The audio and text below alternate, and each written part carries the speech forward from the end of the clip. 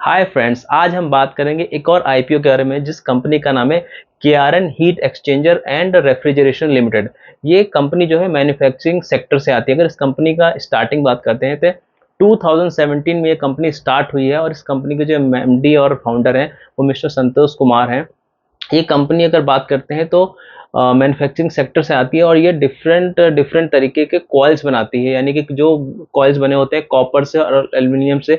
तो मेनली जो ये कंपनी जो कॉइल्स बनाती है, अगर इसका यूज़ बताते हैं कहाँ होता है, तो इसका यूज़ अगर कोई भी हीटिंग इक्विपमेंट्स होता है या तो कोई वेंटिलेशन इक्विपमेंट होता है या कूलिंग या एयर कंडीशनिंग इक्विपमेंट होता है, वहाँ पे इसके कॉइल्स यूज़ होते हैं।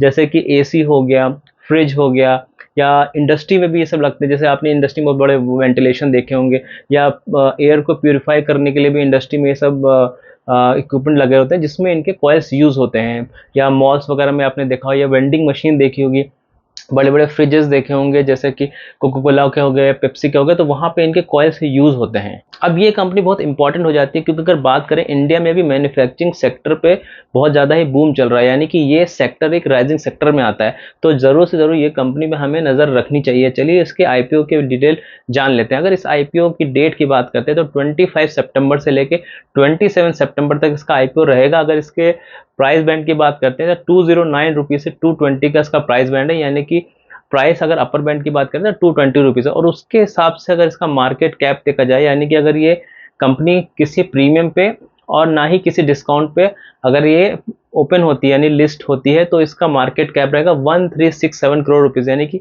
बहुत बड़ी कंपनी नहीं है और बहुत छोटी कंपनी में ठीक ठाक कंपनी है। तो जैसा हमने देखा कि कंपनी 2017 में ही ओनली स्टार्ट हुई, यानी अप्रॉक्सीमेटली 7 ईयर्स हुए, तो यानी इसकी ग्रोथ में हम भी पार्टिसिपेट कर सकते हैं अगर ये कंपनी बहुत बड़ी होती है तो। अब अगेन मैं कहना चाहूँगा, अगर कंपनी किसी भी जीएमपी किसी भी प्रीमियम पे अगर लिस्ट नहीं होती है तो ये इस कंपनी का जो पी रहेगा वो 34 का रहेगा, और अगर इंडस्ट्री पी की बात करते हैं तो 39 का, यानी कि रीजनेबल प्राइस पे इन्होंने अपने आईपीओ को लेकर आए हैं। और इसी तरीके से अगर इनके आरओई और आरओसी की बात करते हैं तो 42% का है, यानी कि बहुत अच्छा आरओई और आरओसी है। और अगर डेट टू इक्विटी की बात करते हैं तो 0.46, यानी कि डेट को भी उन्होंने काफ़ी कंट्रोल में रखा। जो भी मैन्युफैक्चरिंग कंपनीज होती हैं वहाँ पर डेट हमें ज़रूर से ज़रूर देखना चाहिए, क्योंकि अगर किसी समय में इनके सेल्स या प्रॉफिट में अगर इफेक्ट पड़ता है तो अगर डेट बहुत ज़्यादा है तो कंपनी के लिए बहुत बड़ा बर्डन हो जाता है। चलिए अब कंपनी के मेन पैरामीटर यानी कि उसकी सेल्स देख लेते हैं और उनका प्रॉफिट देख लेते हैं। कंपनी ने 4 ईयर्स का हमको डेटा प्रोवाइड किया, तो चलिए उनके ये नंबर हम लोग देख लेते हैं। कंपनी का अगर सेल्स की बात करते हैं तो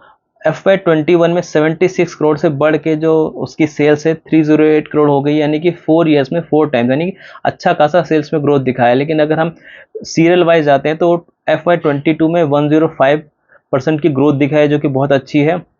FY23 में 58% की ग्रोथ दिखा है, जो भी काफ़ी अच्छी है।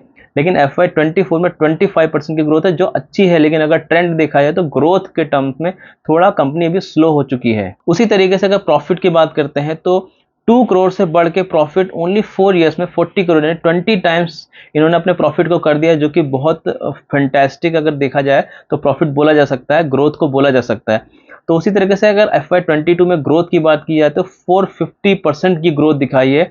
उसी तरीके से FY23 में 191% की ग्रोथ दिखाई है। लेकिन FY24 में ओनली 25% की ग्रोथ दिखाई। तो यहाँ हम बोल सकते हैं कि जो ग्रोथ बहुत ही तेजी से बढ़ रही थी वो थोड़ा तो उसमें स्लो डाउन आया है। तो यहाँ हमने देखा कि अगर स्टिल अगर FY24 की बात करते हैं तो 25% की ग्रोथ उनकी सेल्स में आई है और 25% की ग्रोथ उनकी प्रॉफिट में आई है। ये 25% बहुत अच्छा रहता है, लेकिन जिस पेस से वो अपनी ग्रोथ दिखा रहे थे उसमें थोड़ा सा स्लो डाउन आया है।